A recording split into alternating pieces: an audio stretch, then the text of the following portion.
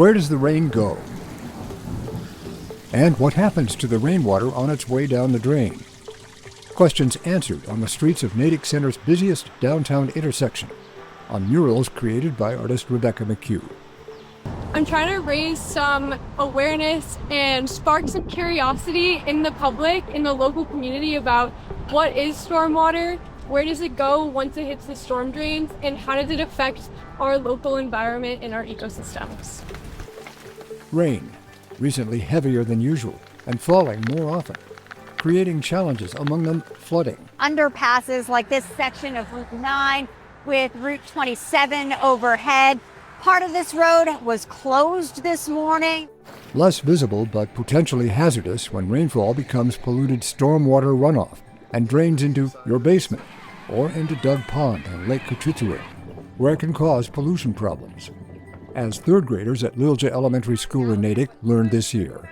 Stormwater is just water that goes down the storm drain, but it's not clean enough and it's hurting our environment.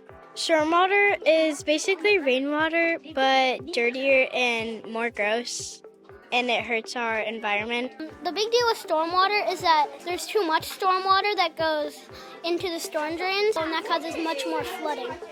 From the third grade classroom, graduating to Stormwater 101, the murals created by Becca McCue.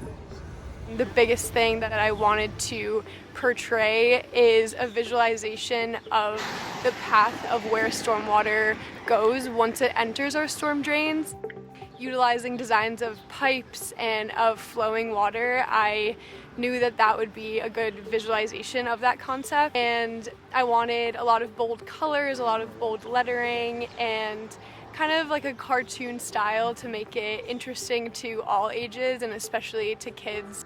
I wanted to really communicate that anything that goes down that drain is going to end up in our waterways, such as Dug Pond or Lake Cochituate. Through this public art project, we're really hoping to bring more public awareness to what goes into the storm drains and how maybe, what you're accidentally dropping while you're walking and you don't really think to go back and pick it up, or while you're, washing your car and the soapy water is running off down into our storm drains. Not to pour paint or chemicals or anything toxic down those drains, and same with trash, same with pet waste, anything that is considered a pollutant. There's not a single source of the pollution that's causing the dirty stormwater in our water bodies. So that means that all of the properties in Natick are contributing to it, not just one. And so we need the public to be aware of that and to understand that the actions that they take can make a difference. All right, let's see what we notice. Oh my God, Kyle! I'm a big advocate of getting the youth involved wherever we can. Did your water go down into your rain barrel? The purpose of this lesson is to get the kids to understand what urban runoff is and then have them develop a solution that could work in Natick.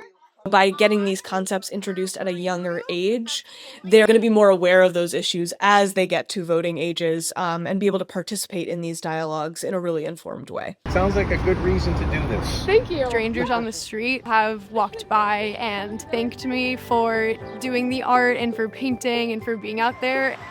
Being out there, painting busy roadways, isn't always easy.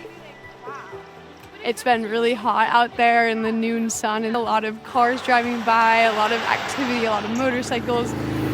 The physical aspect of it is definitely intense, but I love it and it's been a really great experience, yeah. And hopefully a learning experience for the citizens of Natick. We want to ask ourselves, what water quality do we want in Natick? Do we care about making our water quality better?